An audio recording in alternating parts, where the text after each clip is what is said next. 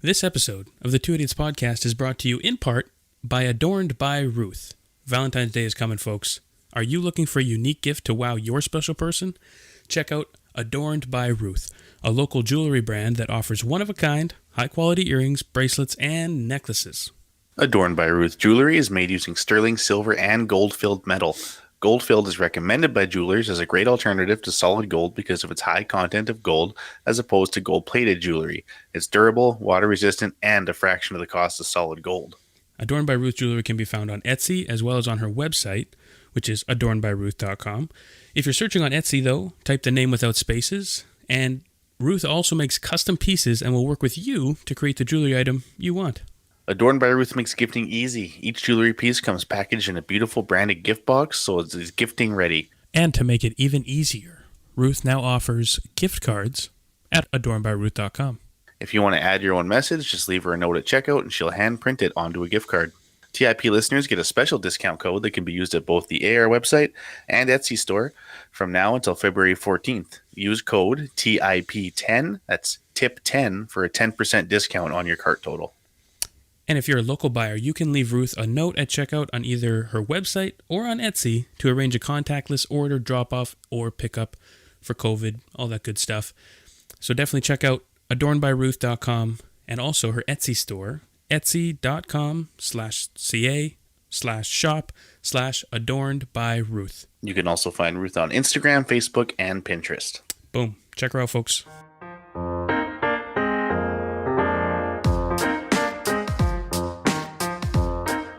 Hello, everyone. Welcome to another episode of the Two Idiots Podcast. I'm Reg. I'm Randy. And joining us this week from, I'm not even sure where, Mr. Alex Sweet. From Steinbach. You're back in Steinbach? Oh, yeah, home country here. Because you were on the East Coast for a little while there, but you're back home. Yeah. Man, I should have thrown on my Habs jersey. You didn't know you should have said something. No. That's okay. Yeah, that's fine. That's fine. That could stay off. Nobody needs to see that. But no, what brought you back? Because you were out there. I don't know if I would be back. Just ended up having a rough situation with the family member I lived with out there. Okay. Basically, he was like a COVID conspiracy theorist, and like out there, man, there was like 14 active cases, and I went out on my birthday. And I went to a town like 2 hours away from Halifax, away from the epicenter, where there was no active cases. Like tracked it, did all my homework. What I was doing was proper. It was within the restrictions, like well within the restrictions, and we didn't even go out.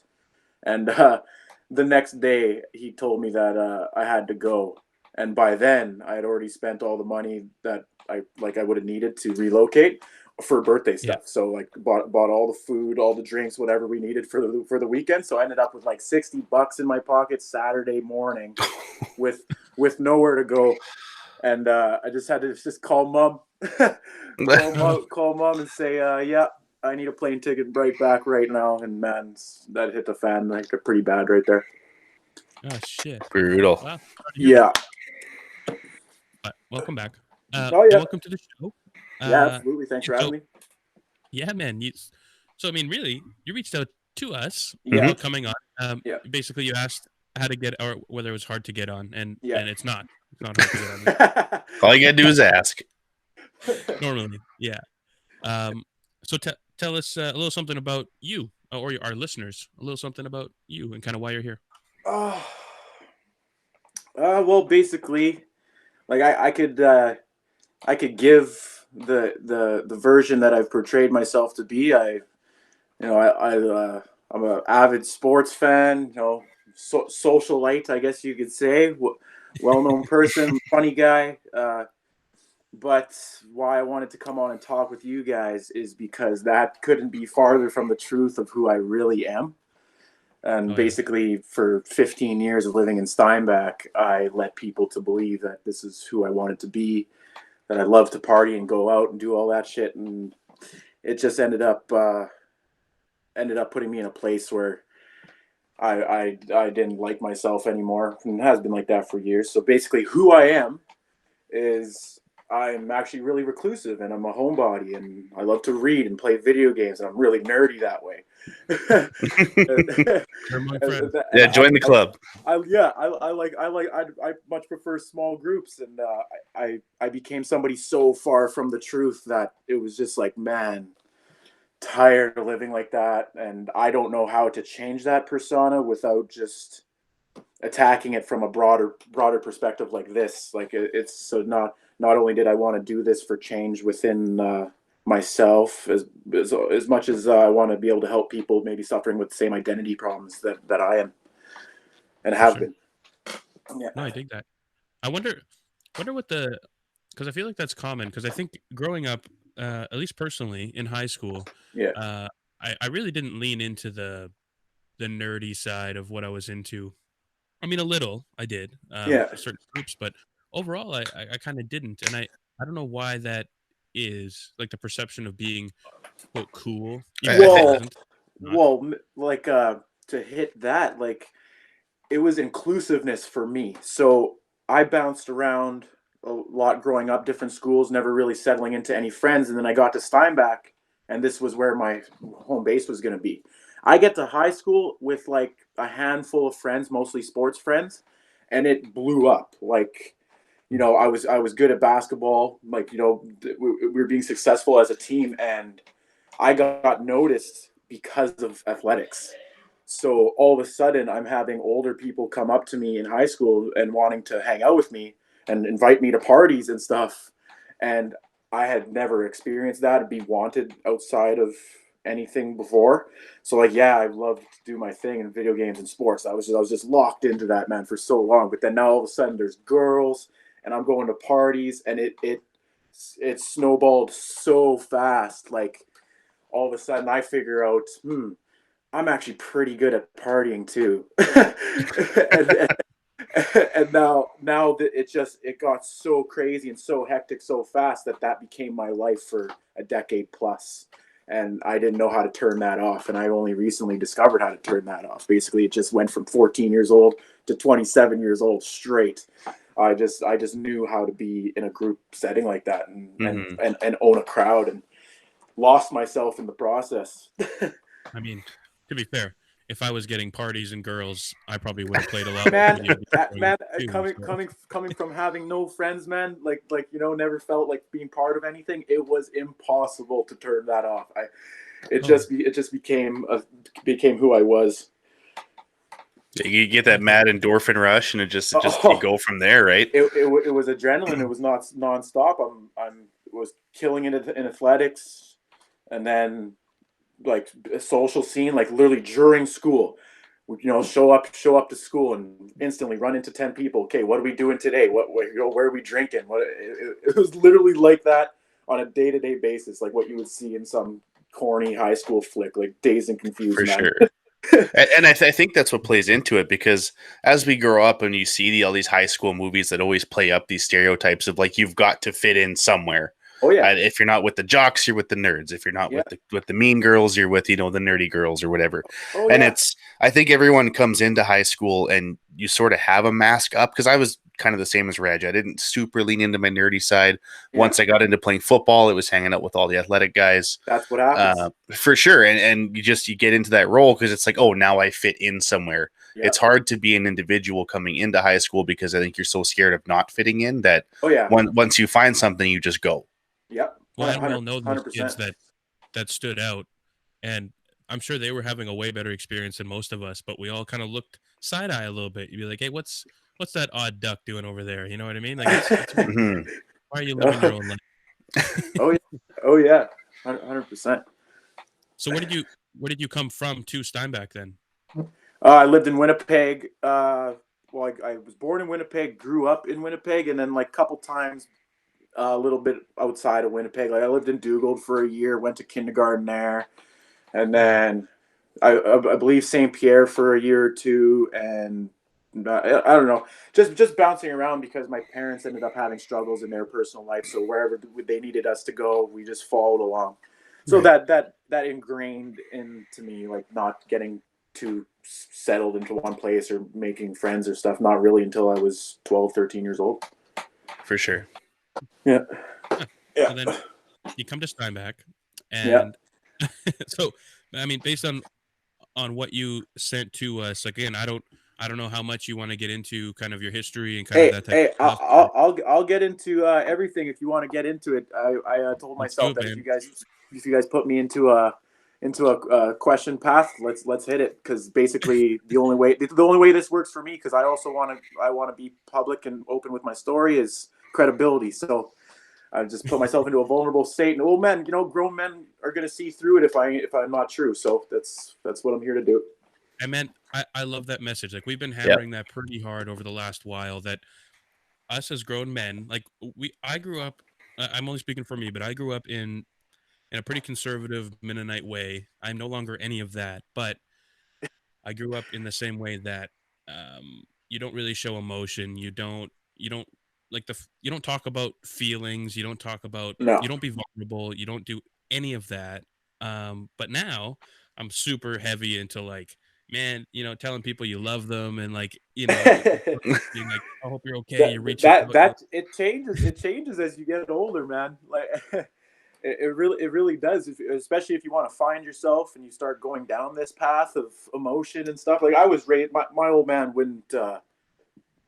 wasn't like that. Like he's better now.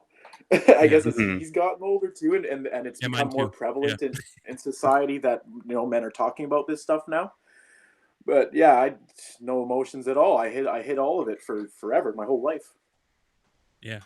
No, Now and I then agree. just I just got frustrated. I've gotten frustrated with lack of accessibility to men's health. I guess you can put it, because you can look anywhere and you see women uplifting women, even to the point where women are uplifting men for us, Yeah, and it's that's awesome and everything. But like, okay, how do we reach an audience of manly men that are like maybe in their head, that are they're trying to start thinking about that, but they don't have anywhere to go or anybody to relate to? It's like, this is what I want for to do, sure. because I'm the type of person that probably a lot of them are.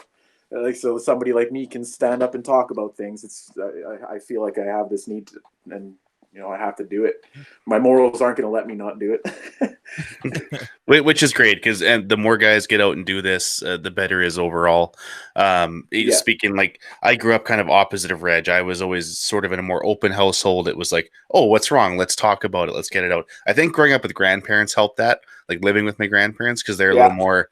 Their give a fuck was gone a long time ago about that kind of stuff, right? Yeah. So Yeah. I've always been like, yeah, let's talk about it. Hey, you want to cry? Go ahead and cry. Like, Reg knows me. I cry like 6 times a day on the best days. But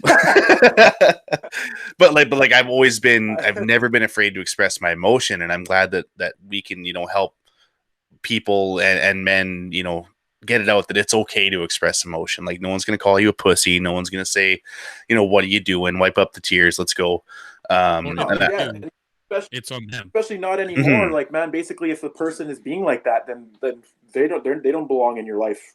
That's just an Exactly. easy snip at this for point. sure. If somebody's going to Or be that way, then yeah, forget them. or if they are being that way, you can then maybe have a conversation with them and be like, sort of, it's cliche to say, but like, who hurt you? Like, Yeah.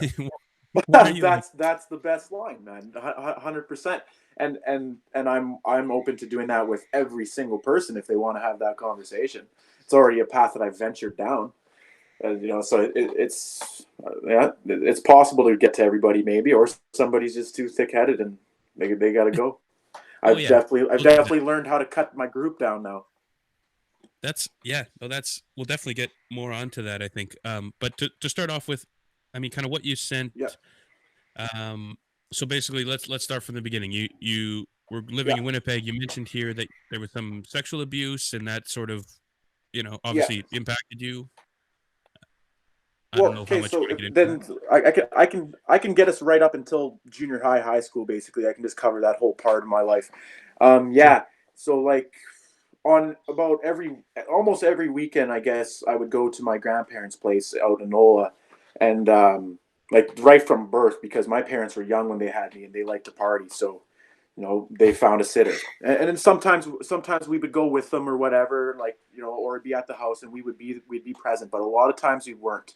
So I was put into a system with my grandparents where there was sexual abuse almost every weekend, and that happened for 10 years, but I didn't even recognize that what was happening was wrong. Like that's just what it was. And eventually I got old enough to where like that I just made it stop, but I still kept that in because I found out how fucked up it was. Right. And then I ended up finding like it all came to a head when it ended up happening to my little brother. And then like so to this day I like think about like, okay, well, what could I have done better? Because my brother has issues in his personal life now that like kind of what I've gone through, and it's like fuck, like something I have to live with, and it sucks. But anyways, so that happened, and then growing up through school, I started to figure out that I good at sports. I was really intelligent, so things started to come easy for me, and the like in a way, I didn't say anything, and my family's gonna find this out basically when they watch this. they don't have any idea, but I Well, I appreciate you didn't trusting tell us them with any. this. For sure. What's that? I No, I didn't. appreciate you Yeah. trusting us with this. Like to be, yeah. Oh man, yeah. This is step one. So when I told you that I've talked to maybe 5 or 6 people about this, yeah, that's true. This is definitely this is definitely the first time that I'm doing something crazy like this. This is gonna be good. So I ended up with identity crisis big time. So like I didn't once this all started to hit me with the sexual abuse stuff, man, I didn't know who I was, what was right and wrong. My parents didn't show enough like my dad never came to a single one of my basketball games. Never once in my whole life, and like I excelled. I was really good. That something small like that was like huge to me because of already the emotional impact that my life growing up had had. For sure. And so my mom was present for that, but I mean, I didn't say anything what was going on. School was whatever. Basically, it put me into a shell because I'm like, okay, well, my parents don't want to save me from this life that is happening to me on the weekends, and Dave would figure that it's more important for them to go party and live like that. So I ended up having to protect myself and really recluded into myself. So to this day, I have a loving relationship with both my parents. I just saw my dad. We watched the UFC fights yesterday. My mom gave me a haircut 2 days ago. They have no idea everything. They think it's good, but like I have never been able to tell them like, man, like I'm fucked up from what happened, and like I have a lot of resentment towards what happened and what they did, or like what they didn't do. Like they did a lot of things right, and as they've grown, like our relationship has started to bond, but we got to get through this, what I'm doing here. The older they've gotten better, and like I we tell each other we love each other and stuff, and it's true, but this is big roadblock in our relationship that they don't even know is there. So because of the neglect and stuff, yeah, that led me into high school, where now I go from zero as far as a social setting, how I feel people care about me. I felt at that point absolutely alone. Like nothing. I didn't give a shit even about my friends that I did have. It was just companionship at that point. Then high school hits, even a little bit at the end of junior high, and people wanted to be my friend, all for the wrong reasons, but it did not matter to me. Right. Yeah. You're looking for that acceptance, like, right? Finally, someone likes me for me. Oh, 100%. And so I did. So even though it wasn't me at that time, I didn't even know that it wasn't me. Like I thought it was like I was having fun. This is high school. It'll all stop, and whatever. Then we'll all be adults and move on. And like I found myself like already at 14. I was drinking a quarter of a 2-6 before my games, and just because that was cool. So I'm sitting in the stands watching the girls play first, having a Gatorade and vodka, go play, kick ass, and just move on with my night away from my teammates, and then go get stoned and drunk after the game, after practice, do it all again 2 days later, constantly. I lived the fast life like that, and that was acceptance for me. That was enough. That was fast. People told me they loved me for the first time, outside of my family, and I was like, that's everything that I was craving, and it was hard to say no to. it still is hard to say no to. That is still something I'm like, man, that's everything to me is bond and craving now. That it's like ingrained in me. And I have to like rewire myself to love myself and get away from people that just want me to be around for Alex Sweet, you know, this name that I built here. That was why I left to Halifax. Actually, I had no ties here, no wife and kids or nothing like that, and I was just like, man, I gotta go. Yeah, I was gonna say it's like you mentioned, kind of rewiring, and that's it's huge, and it's easy for a lot of people to look at someone that's struggling or look at someone that's having issues and basically say, he's just a fuck up, or oh, he's just a loser. Oh, why don't that person go get a job, or that person stop whatever drinking, or all this other stuff. When you really go down to it, even on a like a biological level, like your brain creates connections, like these neurological pathways that, like, especially with addiction, you know, your synapses, everything get just overloaded and get, that's just how your brain works. And now you have to rewire that. And it's easy just to say, well, quit fucking up. But, you know, on a certain level, sometimes you can't, you know, not alone, not without. No, yes. So where I ended up taking it is because rather than we rewire it so now if we're in high school at this point, so I'm drinking hard, way harder already. I was already, you know, right top echelon of the drinkers there at that age group, and all this trauma that I had was just building up, and I got no tools whatsoever because it's just not talked about at that time. Basically, no kid's going to go out and start saying that they're in trouble or they feel rough or like something's not right in their head. So I had to keep escaping from that. Just keep doing it. And then booze turns into cocaine. Cocaine and ecstasy was super prevalent as a late teen into my early 20s. Then from there, it goes to crystal meth, into opiates, and then opiates into heroin because there's no opiates there. And all of a sudden, you're in a hospital like, oh man, where did this go? That's what happened to me with that. Like it just eventually was not enough. Everything that I was doing, I needed to pour on more, add on more, and it almost killed me, man. And then like eventually you just hit a day, like there's multiple days, I guess, and you just like, okay, time to rewire myself, start from scratch, and just let the emotions out. And that started to happen on its own, I guess. I was becoming violent for the first time in my life at like 25 years old. I started fighting my friends, and then I got into a domestic with my ex-girlfriend that went to court, and that I got court ordered to go to anger management therapy. That changed my life. That was the start of everything. That all stems from everything before. I'll let you guys shoot a shot at me if you want, because I could probably spitball a whole story for an hour straight, man. But I wonder with the consecutive kind of, or the increasing drug use, I wonder if it's something like, I don't, I've never done any of that. I'm just wondering from your experience, is it basically like, say you do one, and then you're expecting it to fill whatever hole you think needs filled, and then it doesn't. So then you have to go to the next, and then it still doesn't, and then you have to go to the next, and it still doesn't. Is it sort of like that? Yeah. Okay. Eventually it just I guess your tolerance just builds. But then if you're also dealing with the mental health stresses, then it compounds it. So your mental health is going down and your tolerance is going up. And so if you are trying your best to ignore what your emotions are doing, you got to take it to a whole nother level. And that's what I did for 10 years. I finally figured, I was like, okay, I can handle all this. And I ended up overdosing in 2018. I was up for like 3 days on I was up for like 3 days drinking, doing cocaine with my friends. And, then I fucked off from them and I went and did a little bit of meth because that way I could stay awake longer so that I can drink more.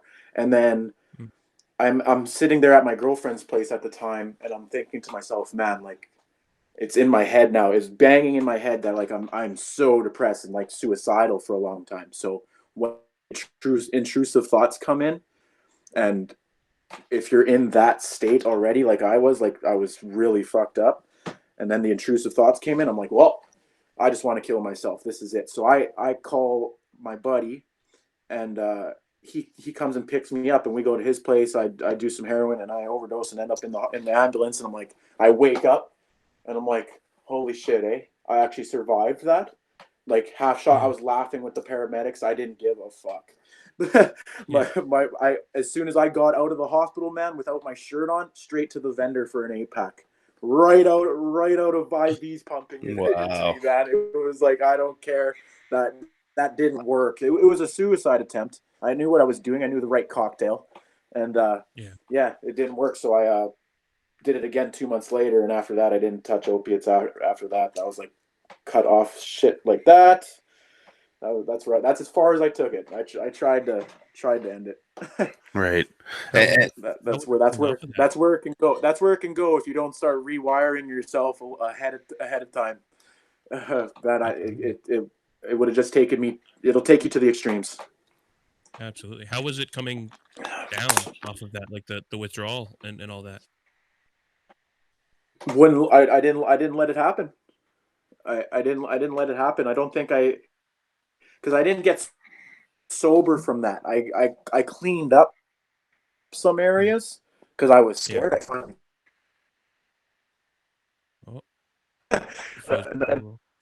That's when I realized I didn't want to actually die. Once you get that into I figured once I got that into my head, that was like a big thing. Realizing I did not want to die. So I couldn't even. I didn't want to feel sick. So that's why I started to drink, and I kept drinking around really heavily up until even into this year. Like I just went pretty hard on New Year's, and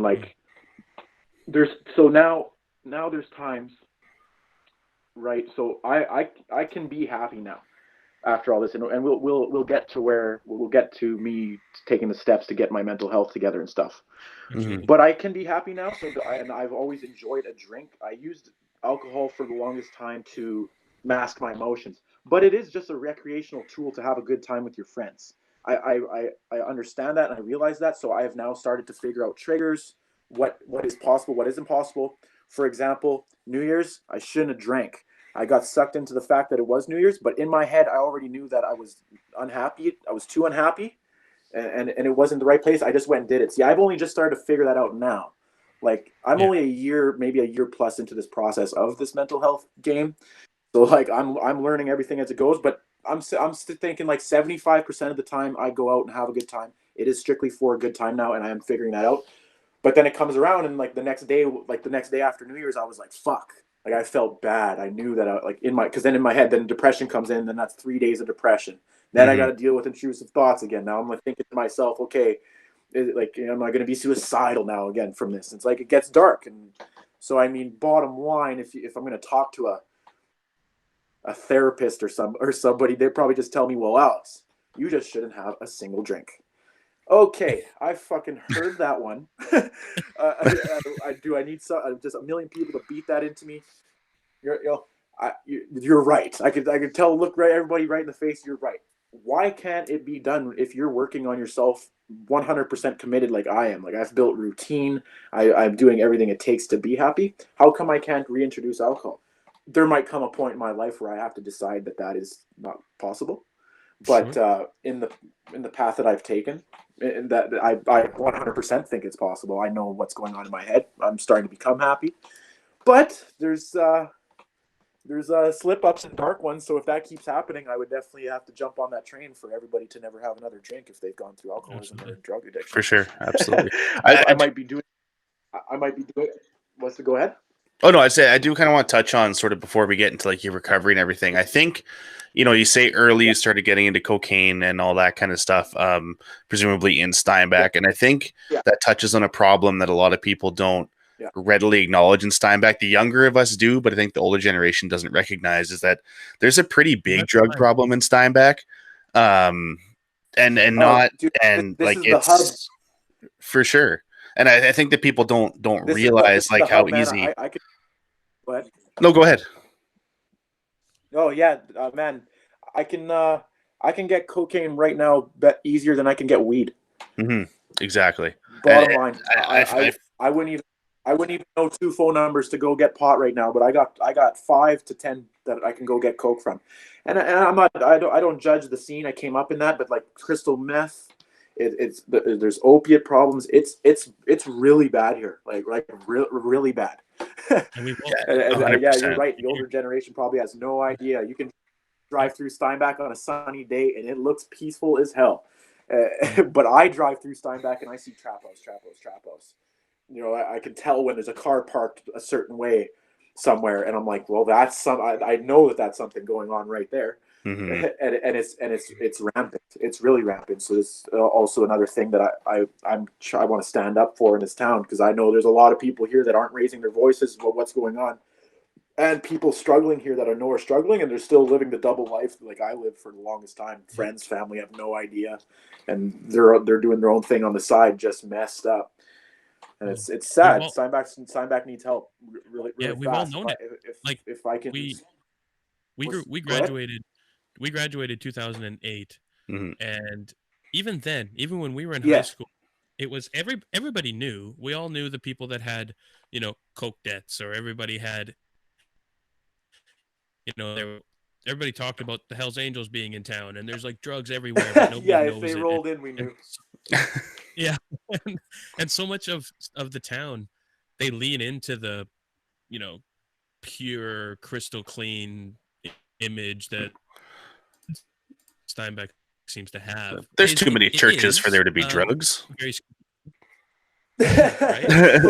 that's man. That it's honestly probably directly related to the drug problem here as well, because the people that end up in the problems, so many of them, religious based families that forced a certain type of lifestyle onto them, and they had to rebel. It is so many people, like, and people that are gonna hear this and listen to this, could be one of them listening. They absolutely understand what I mean by that, man. Like, people, it's messed up growing up here if you aren't already gonna follow that lifestyle, because you have almost no right to be open-minded here publicly. Not until our generation assumes of more leadership roles in the community. It's like, this is going to be this way, and this is it. Otherwise, you don't fit in. Mm-hmm. Well, I'm amazed nobody's chased us out of the podcast realm with pitchforks yet so far. But there was again a myth when we were in school, or not. I don't know if it's a myth, but like an urban legend, that all the people that, if they went to the SRSS and they had, you know, a drug problem, or they got arrested, or they, you know, they were too promiscuous, then they got sent to the Steinbach Christian school. So all the freaks were at the Christian school. Yeah, right. Word on the street was that Christian school's no better than the SR. Exactly.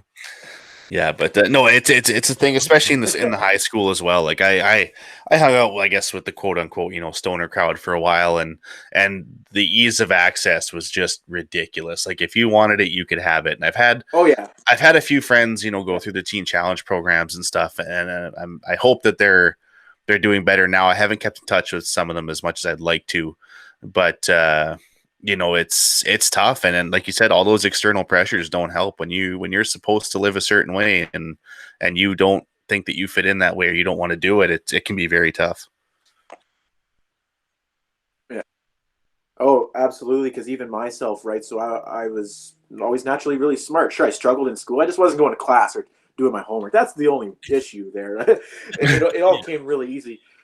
And because I never told my parents one thing or another, like, man, from the outside, it looked like I had to just go be successful. Like, I went to Red River. I blew a bunch of money at Red River that I had no idea what I was doing in college. Had no business being there. But sure, give me a student loan. I can go. I'll go kill it. No, big mistake. I felt pressure from everybody, from friends, because then you start to see certain people become successful, and then family, and then they'll voice it too. When you're a young teenager, early 20s, people, there's not as much filters or understanding of what is being said even, and pretty much just call you a fuck up. Or like, what are you doing with your life now? Oh, because they look at you and they go, well, you're an adult, you should know what to do by now. Yeah, meanwhile, there's no tools yet. No. I don't even know what I'm doing. No. Oh, heck no, man. Oh, dude. I'm 28 years old. I got training wheels on. Yeah. I feel that.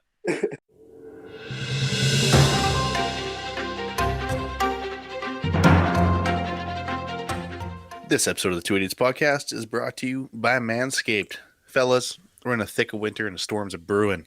Looks like 1 to 3 inches are in the forecast when you trim that hibernation bush that's taking place in your pants. Luckily, our partners at Manscaped specialize in products to make sure you're walking around town with beautiful snowballs. Frosty the Snowman Beautiful. Manscaped is here to provide you the best tools for your grooming experience, offering precision-engineered tools for your family jewels. Randy, when did you last shave them winter balls?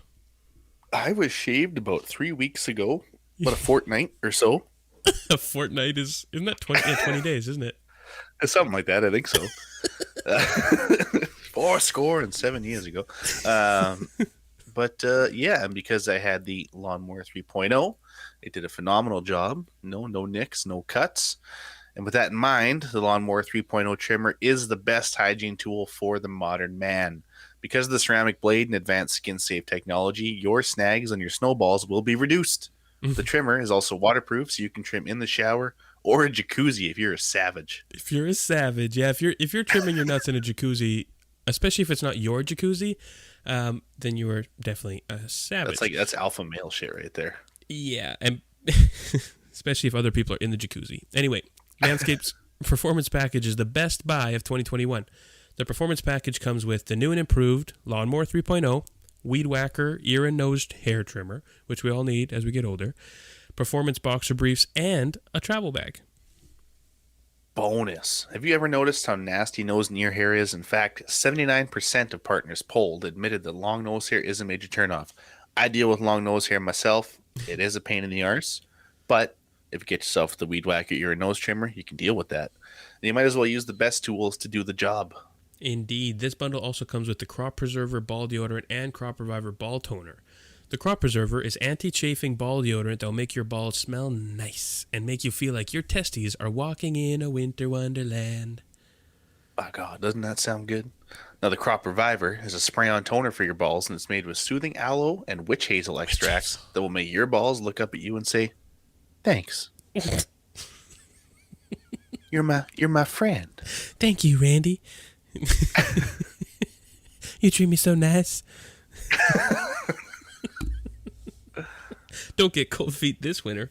Get 20% off and free shipping with the code IDIOTS at manscaped.com. They also have a ton of other amazing men's hygiene products on their website, from disposable mats for your pubes to foot deodorant. Now remember, that's 20% off with free shipping at manscaped.com and use the code IDIOTS. That's 20% off with free shipping at manscaped.com. Use code IDIOTS, IDIOTS.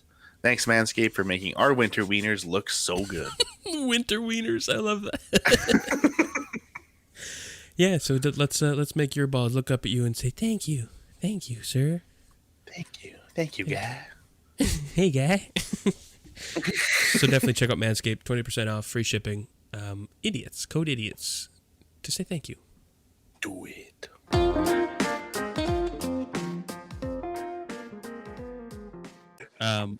But yeah, so let's go towards the.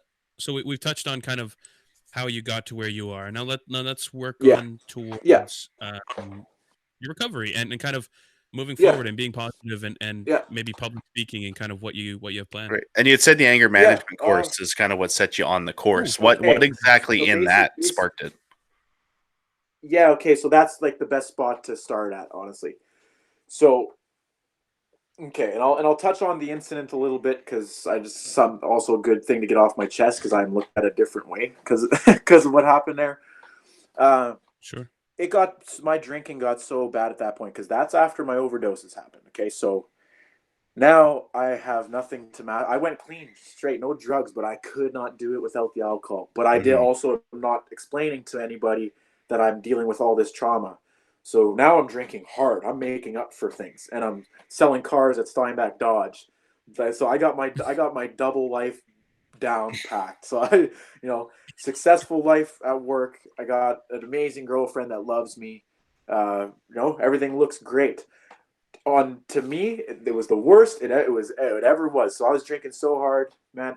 So one night I'm drinking too hard as a Sunday. I got to work the next day, and all my girlfriend at the time did was get upset at me, but it was in a caring manner. She just said, like, you're drinking too much, and or it was something related to that. She said that she just was letting me know that I was drinking too much, and of course I flip out because fuck you, who are you to tell me what I can and can't do?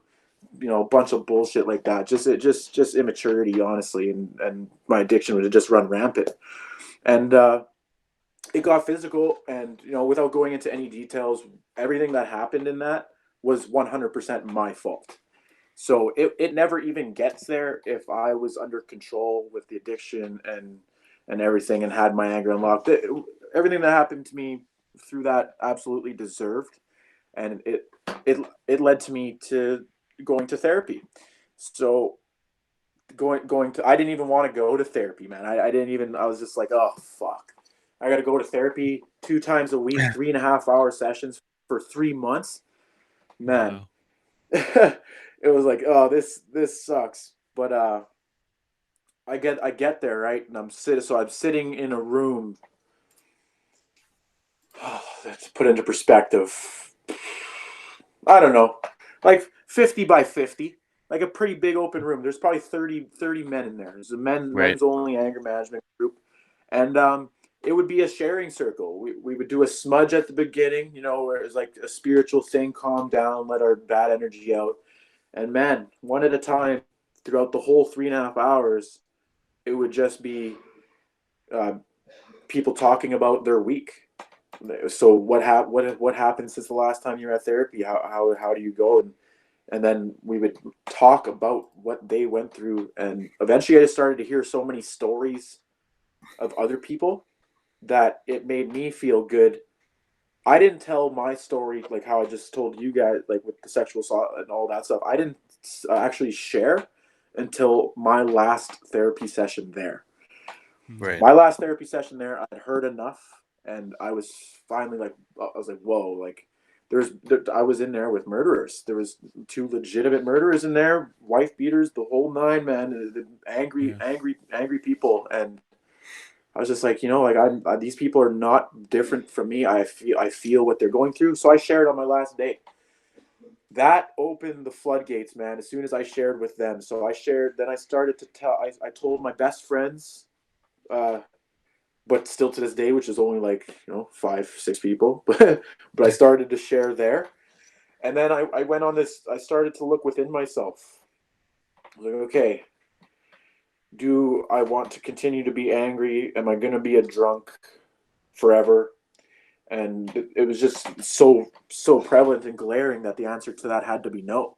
I can't. This path is not. I see where it's going to go. I saw all those men in there. I'm going to end up in jail. Or I'm going to end up dead, and that's just not an option. So I started to ask questions. I went out of my way to read. I wanted to know what mental health was all about.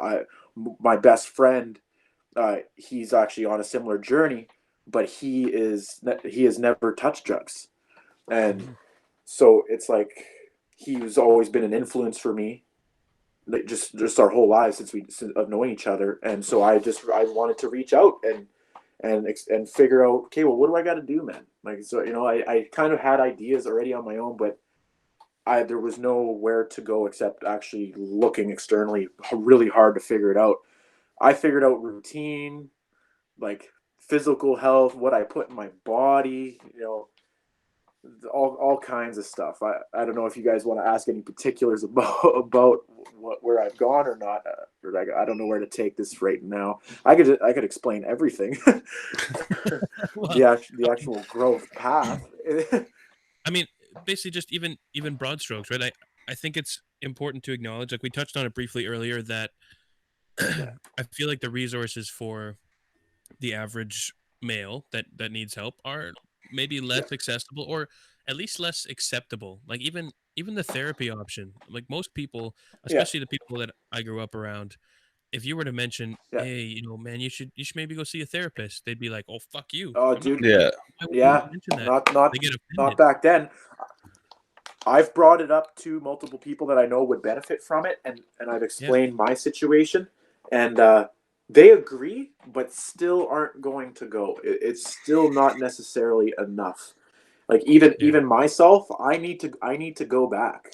Like I'm not done. I know for sure there's because now I've hit maybe a little bit of a roadblock in my recovery and everything. Like it's not getting worse, but like still days where I'm like unacceptably sad. It was like, well, now who do I talk to? Because I already know a lot. Now I've been to therapy. I've done the reading. I some people could give me 5 steps, and I know the steps. Now therapy is great. It's phenomenal because it ends up putting you into a situation where you're talking to somebody with maybe a different set of answers or a little bit more knowledge than you. So I'm definitely pro therapy.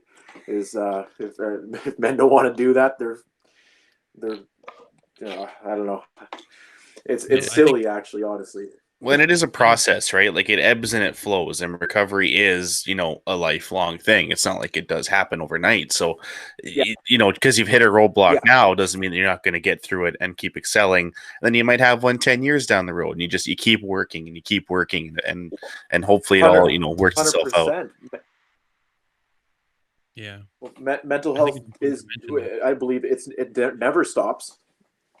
Like it's never going to stop, man. Like I have to concentrate and do the right things daily, 100% daily. Otherwise, I start to slip and fade. And what Reg was getting at, like maybe like a platform not being so accessible to men or whatever. Like so, I think the average man doesn't want it necessarily thrown in their face.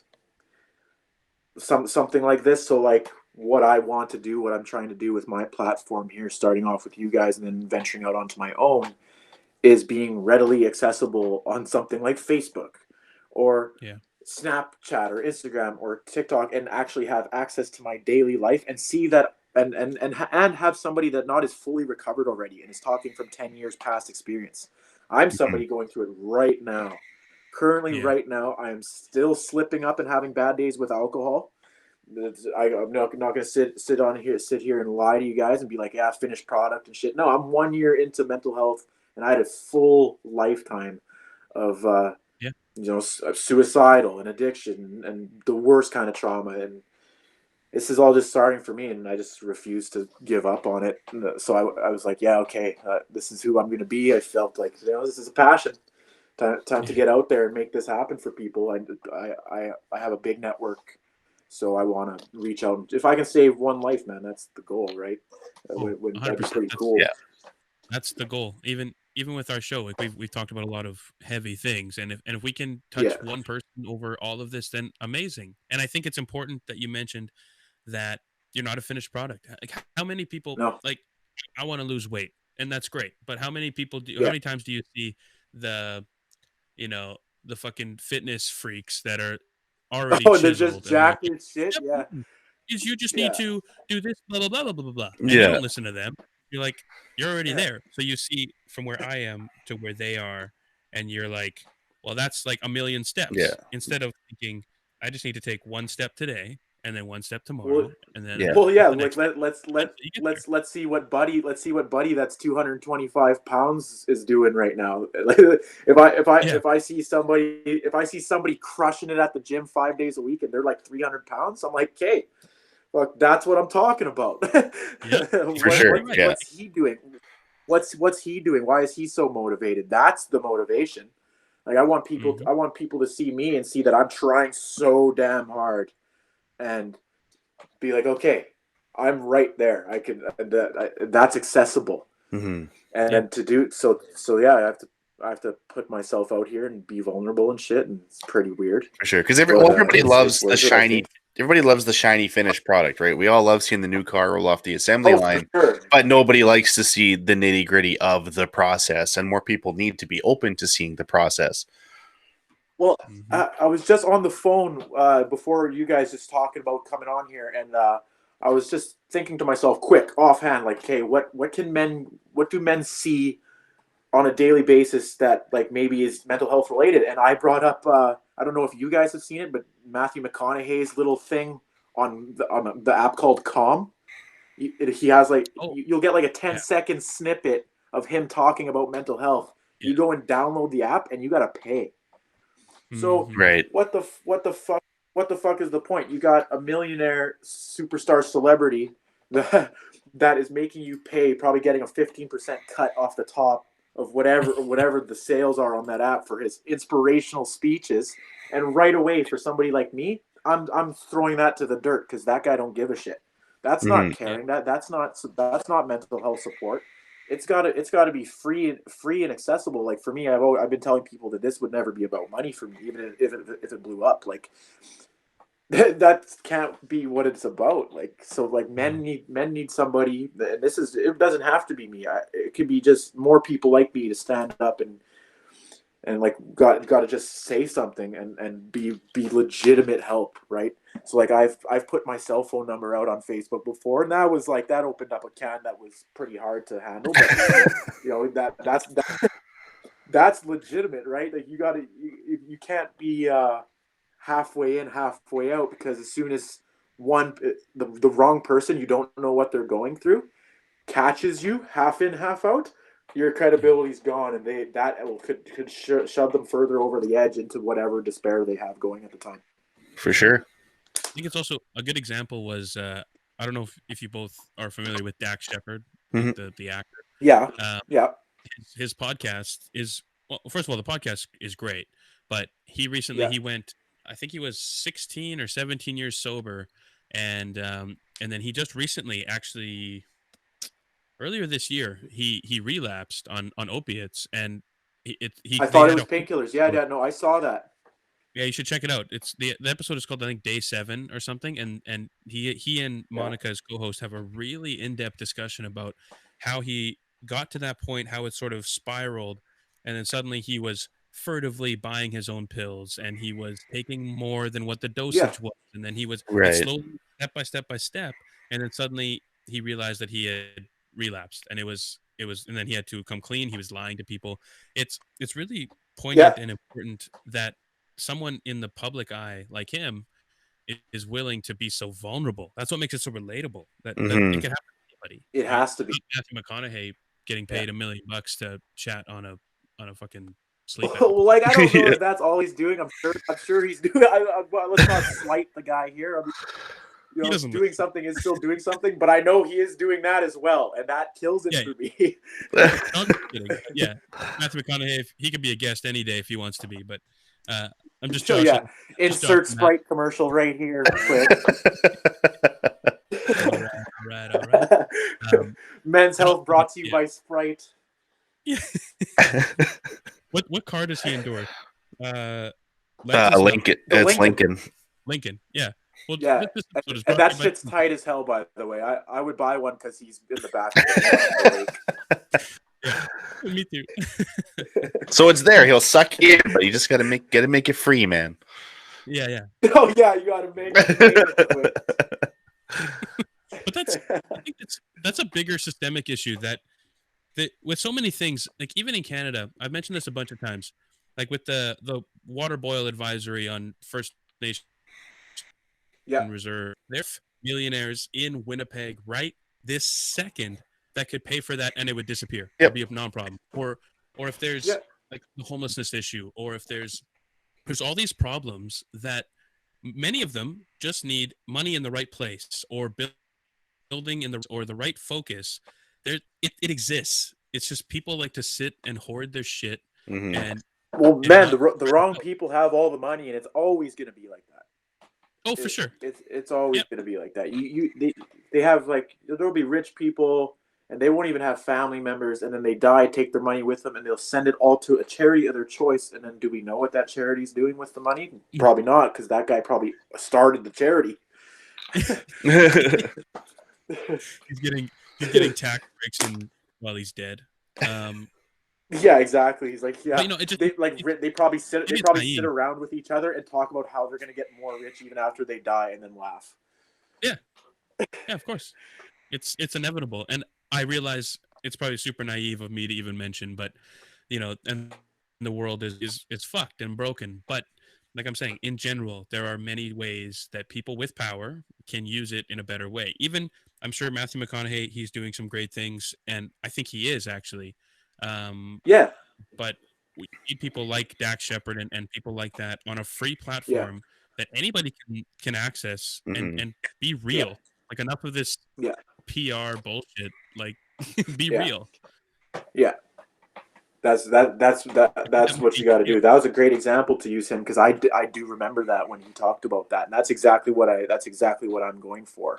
I'm doing it on a much more local basis because of the problem we have here locally, but it's the same idea. Like, you For got. sure. I just want to be vulnerable for men and for women. There's actually a lot of women with mental health issues that I talk to and help them with their stuff too.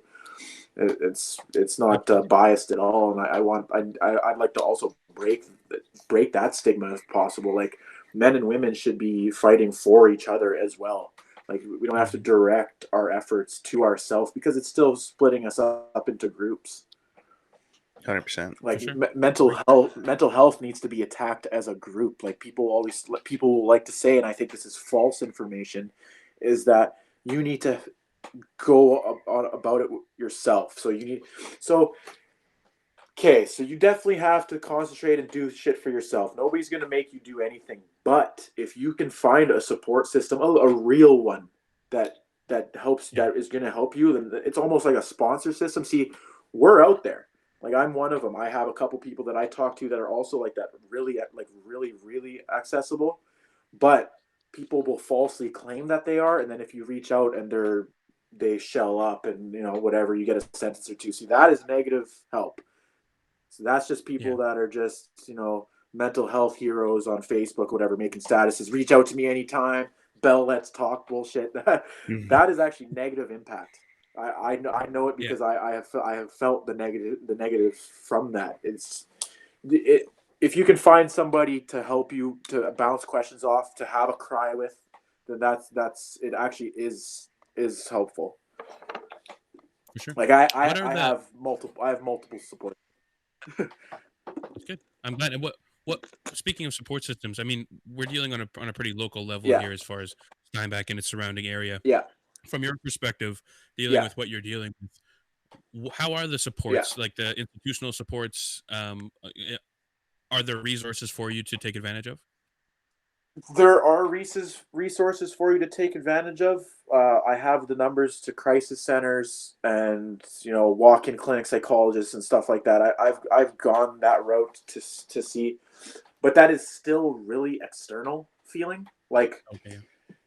it's hard to build yourself up to doing that unless you are really, really desperate, and it shouldn't be like that. Like, there's no commercials, or there's no signs up around town, or no rate. Like, you don't even almost know it's there unless somebody tells you that it's there. So I Mm-hmm. didn't know what to do even locally until I reached out to somebody that might have known. And so I'm talking to multiple people, and it took a long time. By that time, the wrong person gives up and says, Yeah. fuck it, this is too much work. Mm-hmm. Right? So, like, that's another point of why I want to be so accessible social media wise, and I will be eventually doing the phone number thing again when I actually launch what I'm doing. Is it still needs to be fixed. Yeah. It's still not good here. The system right And now seems to I be feel like, like it's not. yeah, it's not working. The system right now, it seems like it's like Randy. If Hallie were to fall down the stairs, and instead of you trying to catch her halfway down, Mm-hmm. you just wait till the bottom and then you pick her up. You know what I mean? Yeah, Yeah. Yeah. If that were, you know what I mean? It's like instead of trying to yeah, stop that or try to catch the people partway down the fall, or give them support so that they don't fall all the way. Yeah. yeah. It seems to me that's not the case, and Yeah. No, we need to have nobody wants to stop anything at the source. They just want to pick you up as No, soon as you. that's the perfect yeah, analogy, because that's exactly what that's what I'm trying to do, is to see a situation or have a situation come up with somebody and cut it off, man, before it gets to what I had to go through. Nobody should have to be trying to kill themselves with a drug overdose, with having a good career, and and people that love me around me. Like, man, it should never have to go bottom like that. Mm-hmm. But that's when a crisis center gets to you. That's when you end up psychologist, and it's like, that's bullshit, man. There's people that are having bad days that are thinking about starting to do drugs right now, that could be helped right now. Mm-hmm. And that's all I want to do, because like there's so many people probably like me that, like, I portrayed, I portrayed as long as I could before it was noticeable, like fun and happy and success. And this is what living's all about, having the best time, always laughing. All my social medias are party pictures and it's a great time. But that was just bullshit. So if I would have had somebody that would have reached out and grabbed me at 21 years old, I would have listened. Mm-hmm. I didn't even have, there was nothing popping up on Facebook or anything of somebody trying to help. It was not like that. And then even the older people older than me, there's nothing like that. It just was never here. This is something new that, well, honestly, men's mental health is still practically pretty new regardless. Yep. Mm-hmm. Like, I don't know what we're like, it's generally pretty fresh. Yep. And I'm glad that it's a thing. So on that note, we'll start dialing it down here. But so sort of with your upcoming projects, kind of what do you have in the works? Yes. Is there anything you're willing to share, or kind of what you got planned? Right directly after this, I'll be storyboarding my intro story on YouTube. So I'll be doing, like, we did it kind of point form with you guys, but I will be starting up my own YouTube account and diving into my life totally. And from there, I'm going to open more day-to-day based social medias. So like TikTok, maybe LinkedIn.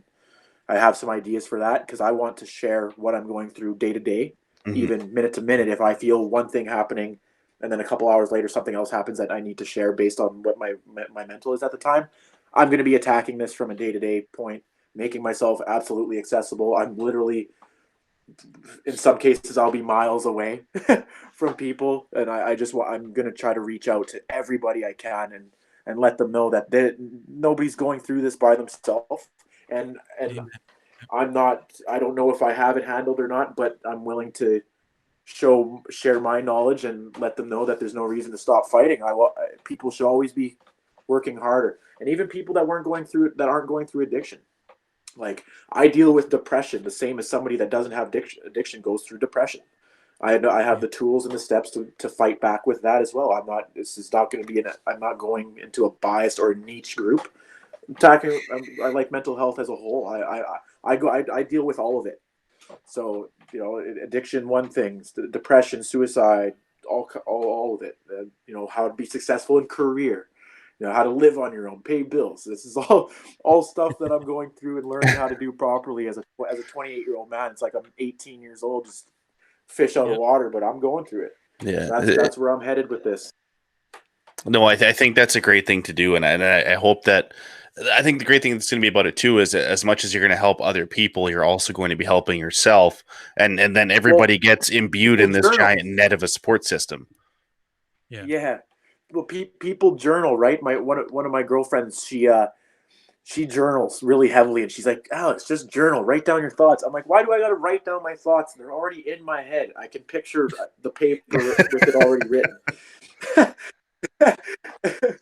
I just find that super tedious. So to me, having just a videography, I guess, or vlogging, whatever it's going to be, whatever it'll actually officially be called, what I'm doing, that is something more targeted. It's absolutely therapeutic for myself as well. Right. It's going to hold me accountable, and and it's just going to be real and raw, and it's going to be good for me. And I hope people hear this and get to and want to follow along with me. It's going to be a hell of a journey that I'm picking up here with you guys, and appreciate the start. Well, yeah, but like you say, I feel the same way. I don't journal, but I think I should, just to get some of the crap out of my head. But I totally get it. And recording yourself or making videos or podcasts it's cathartic. It's you can empty. You really learn to look at your own ideas from a different perspective. as you're writing it, like, because then you can kind of reassess, or as you're recording it, because I'll listen back to some of these episodes and I'm like, oh my god, but it's there's whoa, I don't know, for sure. You guys are doing the same thing. Yeah, it's fun. Like But it's obviously good. It's obviously you. good just to talk about it. Oh yeah, we talk about everything. There's 100%. nothing that we haven't touched on. But so what? So first of all, thanks a lot, Alex, for being so open and vulnerable and to trust us. Trusting for sure. Yeah, we really appreciate you coming on. That's the only way, right? We gotta all trust each other. Like I said, I prefer if people are going through this together as a unit. Like we need to lean on each other as a people, man. Like it shouldn't have to be everybody for themselves out here. Got your own back and shit. Like sure, have a strong sense of independence. That is nothing wrong with that. But like why is our planet heading down this path where everybody has to just be so worried about themselves? Like where we can unify. And it just makes things easier if you can unify and trust each other, man. And I'm trying to be a martyr for that best I can. I love that. Yeah, in a world so divided, we need to come together. On that note, how can people find you? Where do you want to direct anyone listening to this? Right now, people can add me up on Facebook. Alex Sweet is my name. I don't have anything open. That'll be coming within the next week. When do you upload your videos? This might be a week or two from now. I'm not sure exactly when this will drop.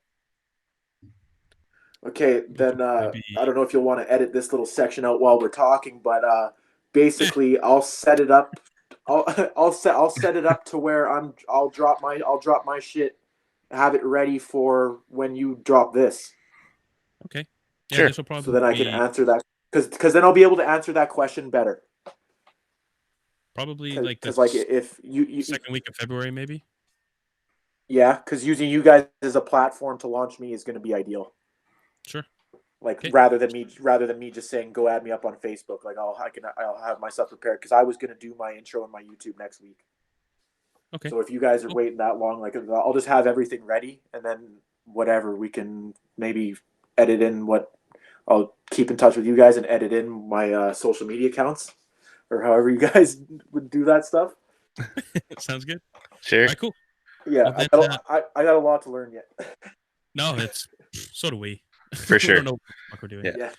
You guys are 100 episodes in. Not bad. You guys are doing good. Yeah, well, nobody told us to stop. So yeah. No one's saying it's good. Yeah. You could do 100 of anything if you don't care if it's good. But no, man, we're just going through the motions. Yeah. Thank you for joining us. Thank you again. Thank you for trusting us. Yeah. We're kind of honored to kind of be included in your journey. So I hope everything goes well. I hope you keep progressing, keep persevering, keep working forward. Yeah. Oh yeah, you guys will be seeing more of me, I guess, coming up here. It's going to be an interesting journey, and I appreciate the time. For sure, man. Look forward to seeing it. Appreciate you coming. Cheers, man. Okay, man. All right. Have a good day, guys. You too. Yeah. Bye.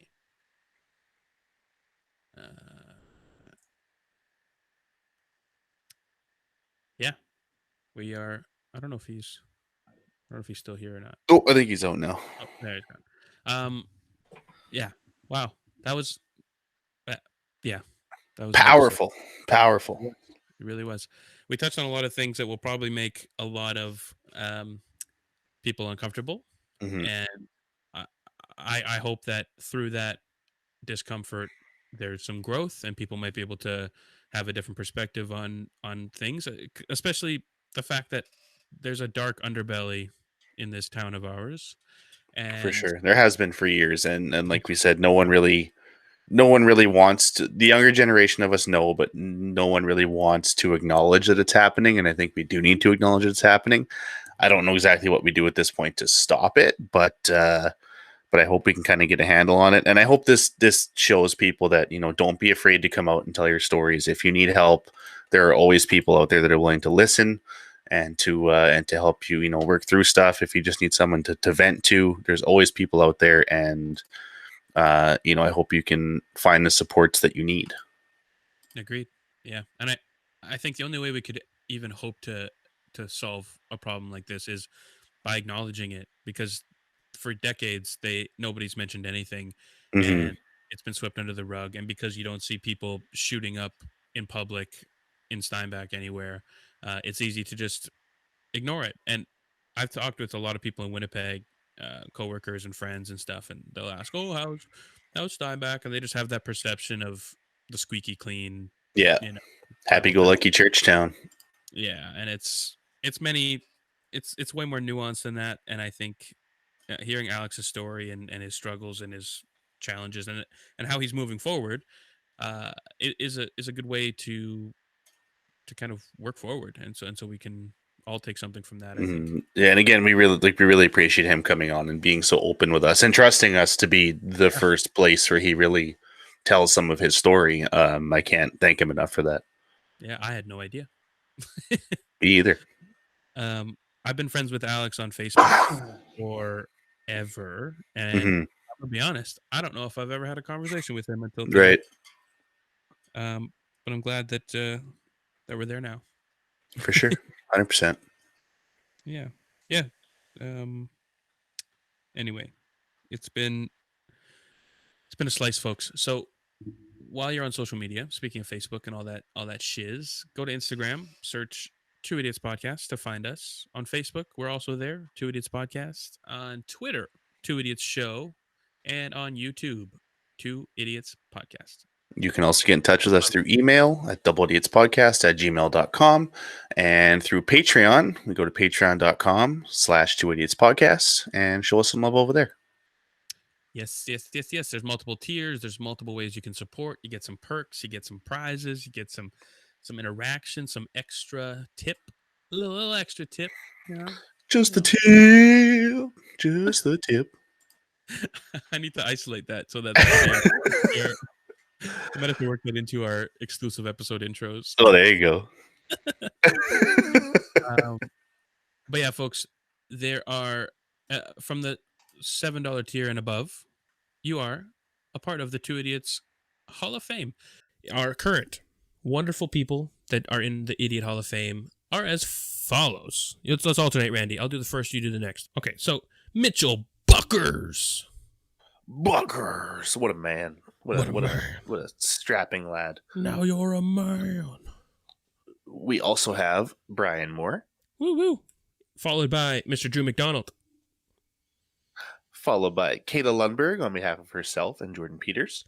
And my surrogate mother and Randy's actual mother, Danny Dewick, is also in the Idiot Hall of Fame.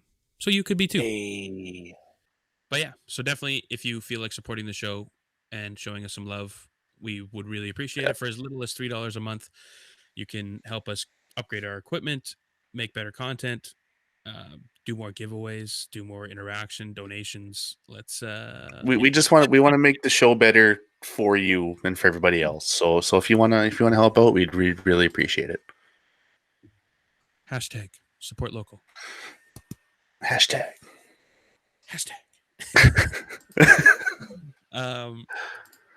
But yeah, no, again, we understand if you can't. COVID's been a real bitch, so For sure. Absolutely. We didn't expect any support. So those of you that have joined us, thank you so much.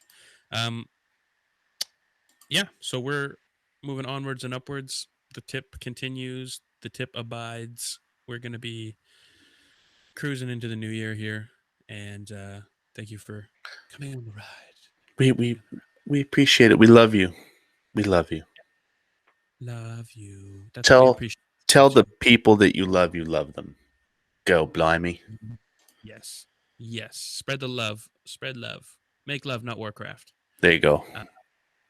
All right, folks. Thank you for listening. I hope you got something from this. If you got triggered a little bit, that's probably good too. That's how you grow. Yeah. So, yeah. Thanks, folks. Thanks, Alex. We appreciate it. Thanks, everybody. We love you. Bye.